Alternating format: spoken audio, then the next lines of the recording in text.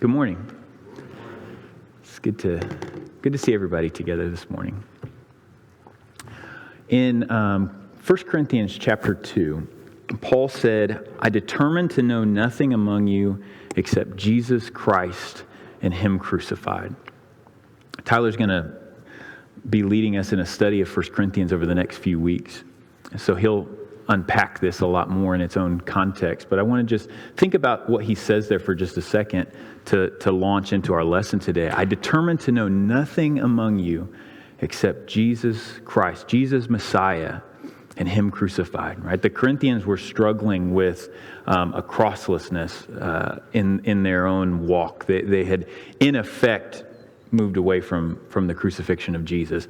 I mean, in word, of course, they would still say Jesus died on the cross, but in their lives, in any substantial way, they weren't living like Jesus died on the cross. And so he reminds them here of his time preaching to them and said, "I determined to know nothing among you except Jesus, Messiah, and Him crucified." Truly the very center of the gospel, the very beating heart of the gospel is the proclamation of a crucified King. And that had a lot more shame and scandal with it in the ancient world than it does in our day to hear of a crucified King. And it's this gospel center where I'd like to center our gaze today, the story of the Messiah crucified. The night before Jesus' death, Jesus came together with His disciples to eat the Passover.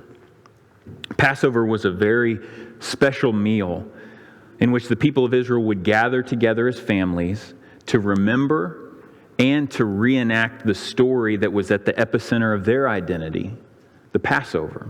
God brought judgment on Pharaoh and the Egyptian gods, the slave masters that oppressed Israel in harsh and bitter slavery.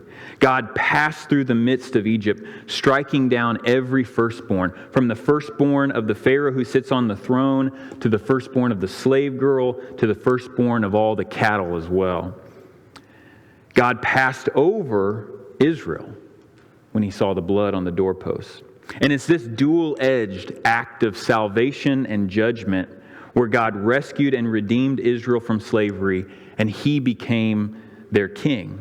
Right? The song of Moses in Exodus 15 celebrating Yahweh's victory, and the final word is that He reigns over them.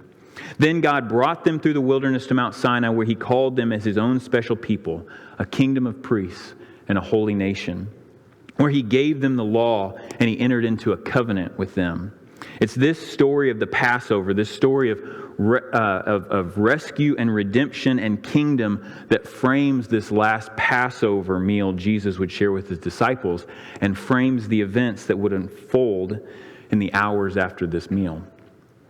At the end of the meal, in keeping with the Jewish traditions of that time, Jesus and His disciples sang a hymn.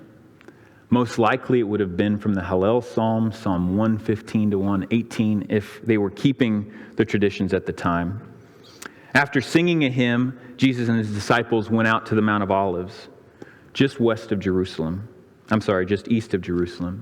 Jesus told His disciples, "You will all fall away from me this night, because it's written, I will strike down the shepherd and the sheep will scatter. But after I've been raised, I'll go ahead of you to Galilee." His disciples would not hear Him. They all reconfirmed their allegiance to Him, denying that they would ever deny Him, pledging even to die before they'd ever deny Him. Then Jesus came to a place called Gethsemane, and He commanded His disciples to pray. Jesus took 3 of His disciples, Peter, James, and John, and He told them, "My soul is deeply grieved to the point of death. Remain here and keep watch with me." Then He went a little beyond them, and He fell on His face, and He prayed, "My Father, if it is possible, let this cup pass from me. Yet not as I will, but as you will." When He returned to His disciples, He found them sleeping. And He said, "You could not keep watch with me for 1 hour? Keep watching and praying that you may not enter into temptation. The spirit is willing, but the flesh is weak." He went away again a second time and prayed, "My Father, if this cannot pass away unless I drink it, your will be done."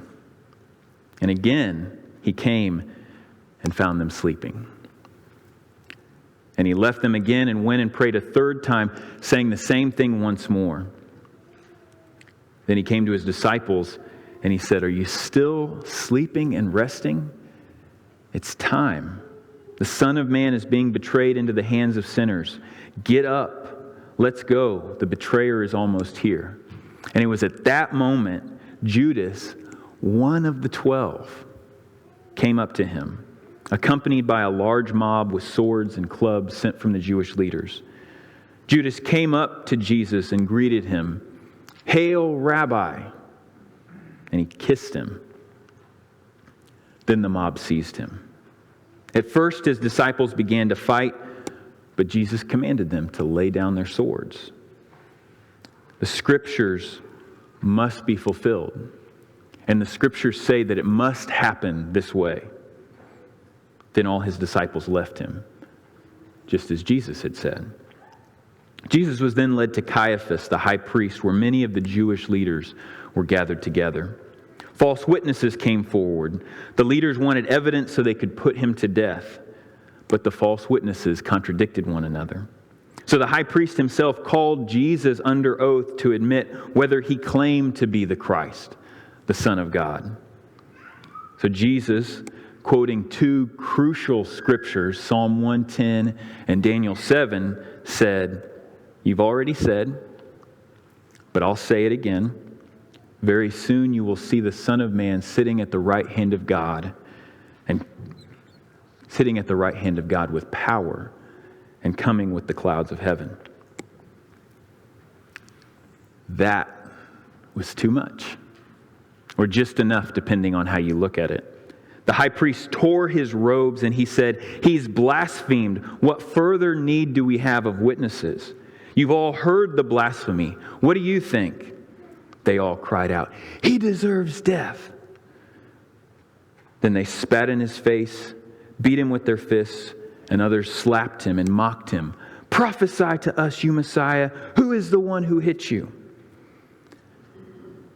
In the morning they bound him and led him away and delivered him over to Pilate the governor. They accused him of making himself out to be a king who would lead people to revolt against Caesar. Pilate questioned him, "Are you the king of the Jews?" Jesus answered simply, "You say so." The Jewish leaders continued to hurl charges against him, but Jesus gave no answer. Pilate asked, "Do you hear all the charges they're bringing against you?" But Jesus did not answer a single charge.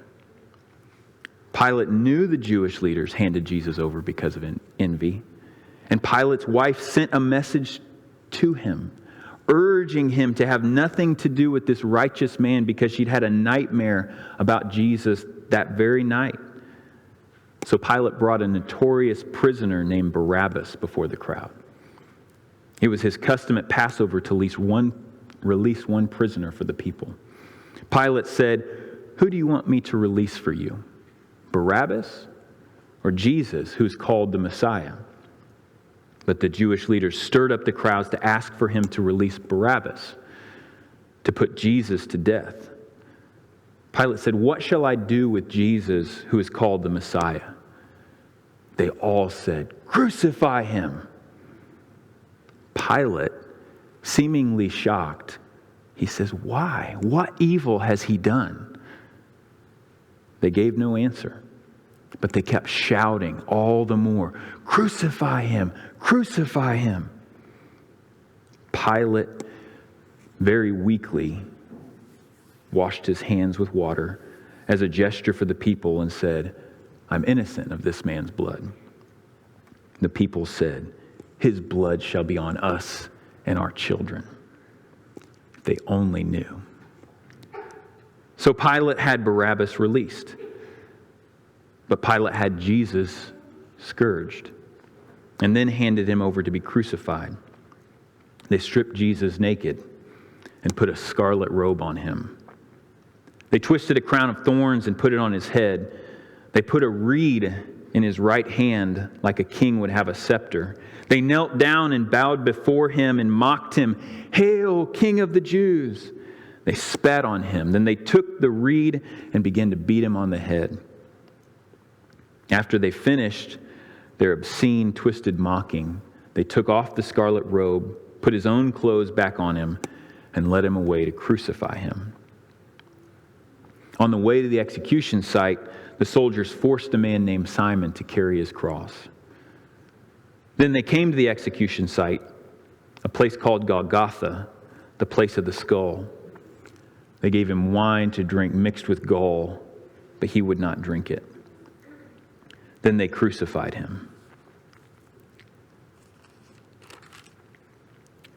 And when they'd crucified him, they divided up his garments among themselves by casting lots.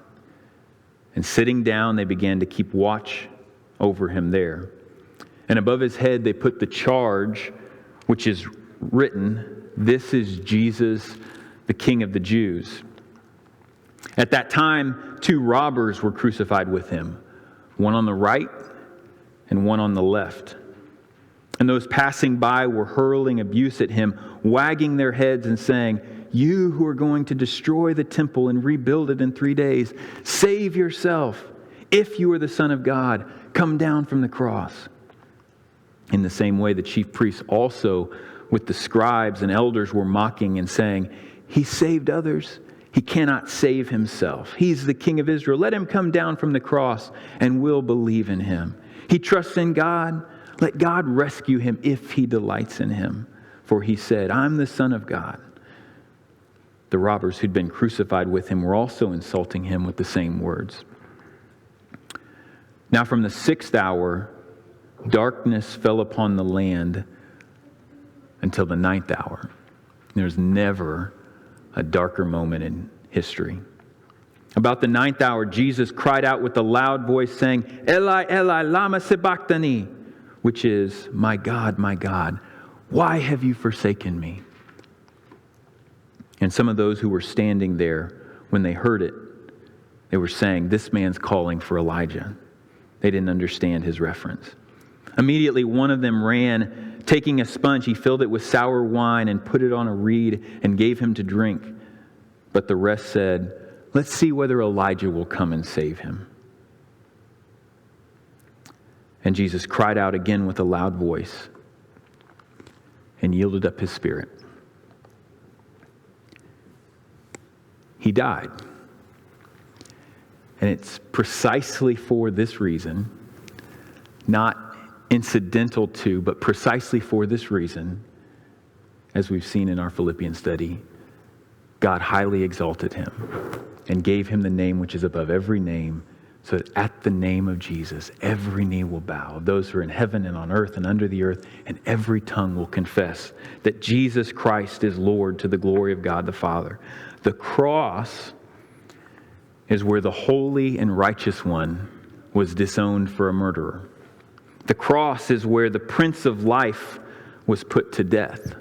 The cross is where the powers of evil that have dominated the world gathered in full force to wage war against the Son of God and heaped up on him shame and reproach, injustice, violence, even sexual violence when we understand the means of crucifixion, and where those same powers were utterly defeated, where judgment is rendered upon this world, where the ruler of this world is cast out, where the Son of God rendered powerless him who had the power of death, that is the devil, and free those who through fear of death were subject to slavery all their lives, where he disarmed the rulers and authorities and made a public display of them, having triumphed over them, where he broke down the barrier of the dividing wall and abolished in his flesh the enmity, where he made both Jew and Gentile into one new humanity and established peace.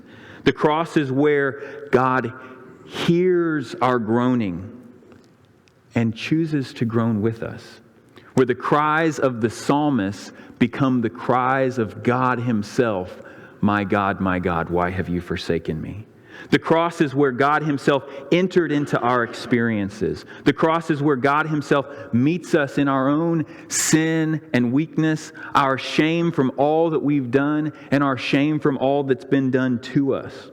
The cross is where the nature of God is truly revealed, where the King of creation became like a child, where the last became first, where the least proved to be far and above the greatest, where the Son of Man did not come to be served, but to serve and give his life a ransom for many, where the righteousness or justice of God is revealed, where the love of God is revealed and known. The cross is where we receive mercy, where we are forgiven. The cross is where we learn to show mercy, where we learn to forgive. Just as Jesus said, "Father, forgive them, for they do not know what they're doing," so we too learn to say, "Father, forgive them, for they do not know what they're doing." The cross is where we know love and where we learn to love. Fleming Rutledge said, "The crucifixion is the touchstone of Christian authenticity, the unique feature by which everything else, including the resurrection, is given its true significance." As I said at the very beginning, the cross is the very center of the gospel.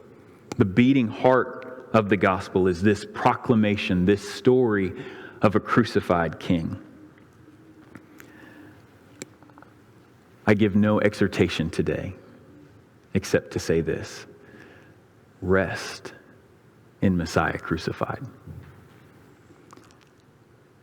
I don't know where you are today in life with various struggles and what facet of the story of the crucified Messiah that you need to fix on most, but I urge you to gaze at it. What I do know is the crucifixion of the Messiah is where God took on all that was wrong in the world and where he guarantees that he will make it right.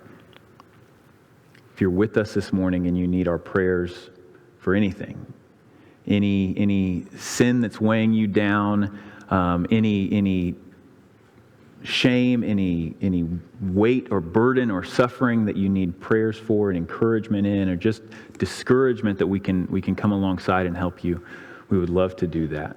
And if you've never given your life to Christ, never given your allegiance to him, he's given everything for you. Would love to baptize you in his name, that you could share in his death and that you could also share in his life. If there's anything we can do for you, please come forward as we stand and sing.